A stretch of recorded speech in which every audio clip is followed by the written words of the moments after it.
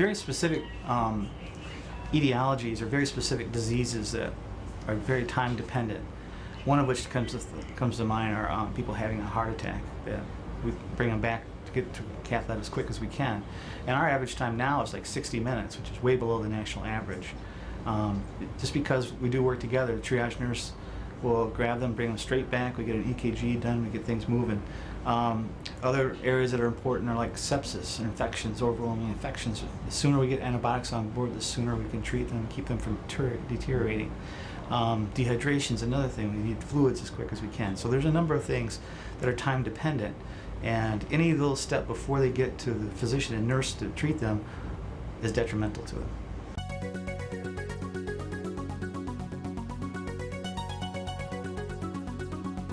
Well, it starts, at least on those patients that come by ambulance or EMS, it starts from the time that EMS, actually before that time, they get the call and the advanced protocols that they have, that the dispatcher can give to the patient and their family, to the time the truck arrives, to the paramedics get there and start working on it. They call in and talk to us and tell us what they've got, and then we know what to expect and what to get ready for, and they bring them through there. And our doctors and nurses have kind of protocols that they work on and work off of, and we just take them through the continuum from there on. And we have the consultants that come in and admit them or evaluate them as needed.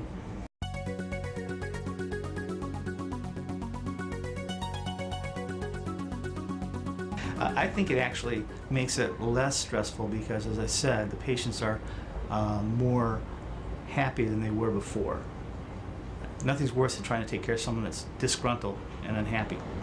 Now, there may be some doctors that would say it's more stressful because we do track the times, and we do keep track of it. We have an electronic status board that tells us how long the patients have been in the waiting room, if they've been in there, or how long they've been in bed, how long it's been before we saw them, and so forth. And we feed that information back to the staff. I've been doing this for 20+ years, and it's actually kind of less stressful than it was before.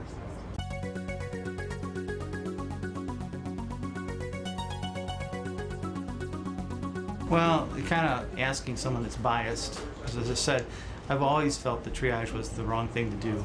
And I shouldn't say always, but ever since I finished my residency, I've always felt that. And every institution I've been associated with, I tried to get it eliminated, and was unsuccessful until I got here.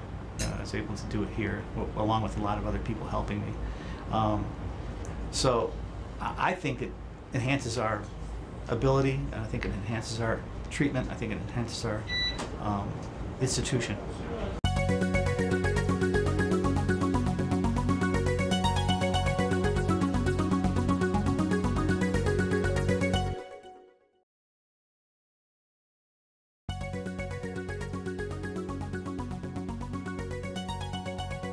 Traditionally, when you come to or present to emergency department, if you come in and you actually are ambulatory or walk into the front door, you are typically greeted by a non-clinical person who takes your name, your date of birth, and puts you on a list.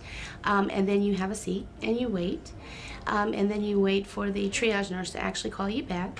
You're evaluated and assessed by that nurse. You're assigned a priority according to what your chief complaints are. And then you may go back out to the waiting room to wait again if there's not a bed available. Here at Martha Jefferson, we do things a little differently.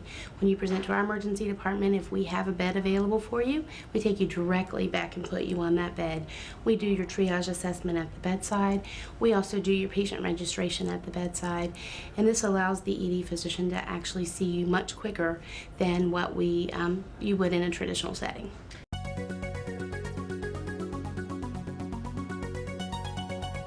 Being actually available and in a bed does allow for the physician to make an assessment of you much sooner than it would be if you were still waiting in a waiting room. But yes, there are still a priority that's given to those patients, and of course the sickest patients are seen first.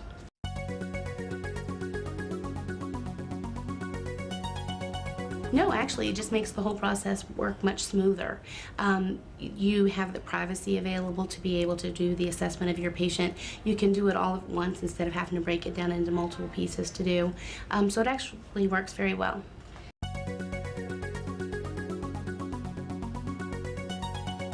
If we have a room available and we take you directly back to a bed, then the triage area actually stays unused. But we also don't staff it with a presence there. We actually have the presence in the back in the emergency department doing tasks back there as well.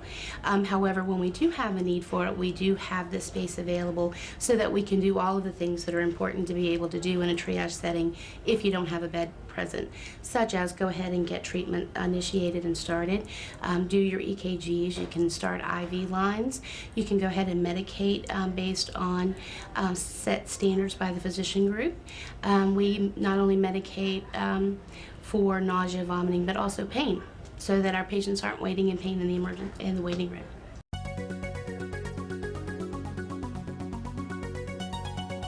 It does. Hopefully we have a bed available and we can also take you directly to a bed space. However, it is possible that you would have to have a seat in the waiting room or be placed on a hall bed until a bed was available for you. But the same acuity process is assigned in the emergency department, and that works in every emergency department, everywhere.